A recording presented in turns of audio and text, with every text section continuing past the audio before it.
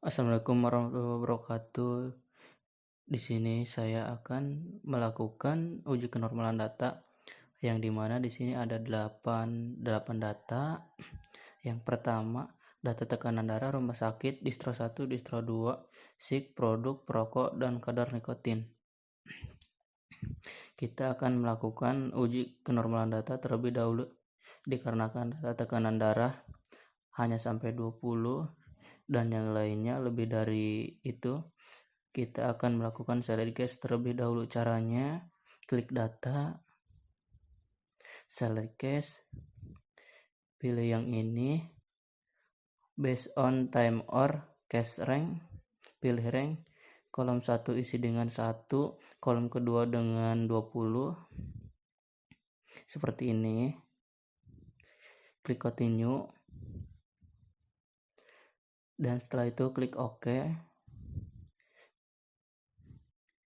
Kita kembali ke data. Nah, setelah ini kita baru melakukan uji kenormalan data pada tekanan darah. Caranya, analyze, deskriptif, statistik, pilih frekuensi, masukkan variabel tekanan darah, variabel, pilih statistik, pilih mean, skewness, oke, continue. Dan di chart, pilih histogram, dan di checklist, kurva of histogram, oke, continue. Dan setelah itu kita pilih oke. Nah, ini hasilnya. Dari hasil ini bisa dilihat skewness 1,942 dan standar error of skewness 0,512.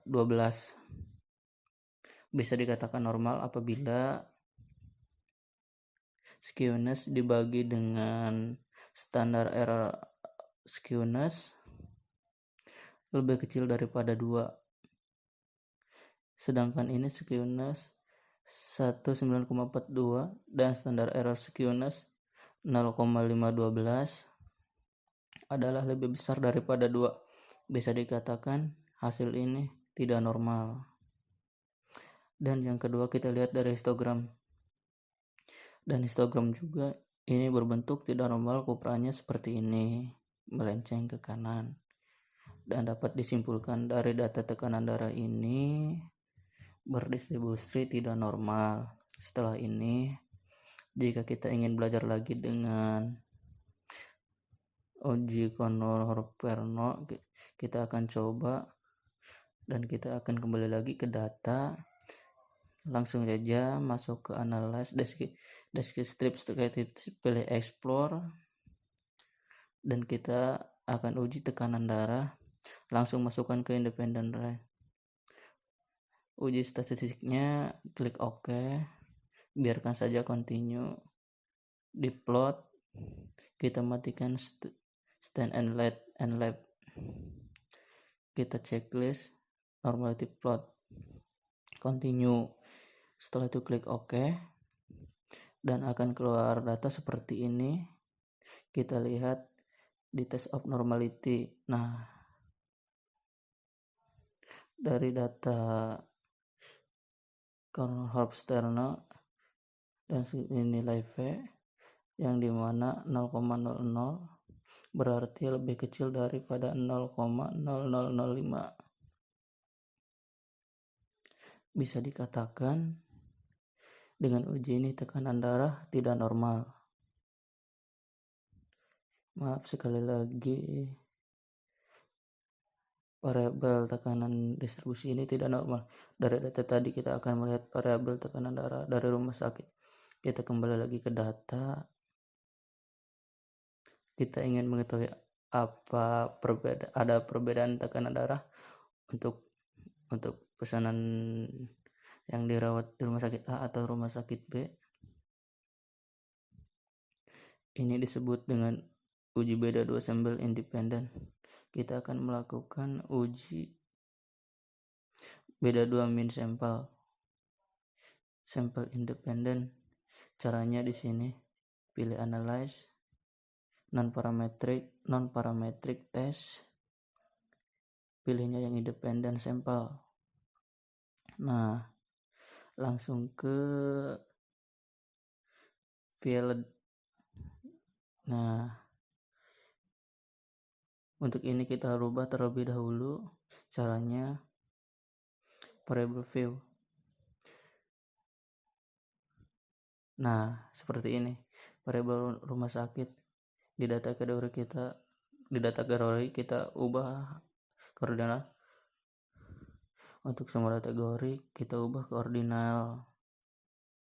Setelah itu baru kita kembali lagi ke data view dan melakukan analisis non-parametric test, independent sample, langsung ke cara yang tadi file.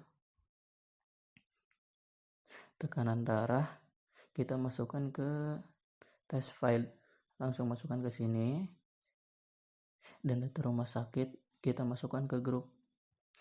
Nah, setelah itu kita langsung aja run. Ini hasilnya ini seperti ini. Non-parametric test. Yang ini artinya distribusi variabel tekanan darah berdasarkan kategori rumah sakit. Tes yang digunakan adalah independent sample mean midline test dan nilai signifikan yang diperoleh 0,456 dan deceptionnya antara kesimpulannya adalah gagal menolak hipotesis. Dan jika p-value yang ini lebih besar dari 0,005 berarti hipotesis gagal ditolak. Sementara hipotesis kita adalah H0-nya tidak ada perbedaan tekanan darah pasien yang dirawat di rumah sakit H dan pasien yang dirawat di rumah sakit B, dan hanya adalah ada perbedaan tekanan darah pasien rumah sakit A dan pasien yang dirawat rumah sakit B. Dari data ini bisa disimpulkan tidak ada perbedaan tekanan darah dengan pasien yang dirawat di rumah sakit A dengan pasien di rumah sakit B. Begitulah kesimpulannya. Terima kasih.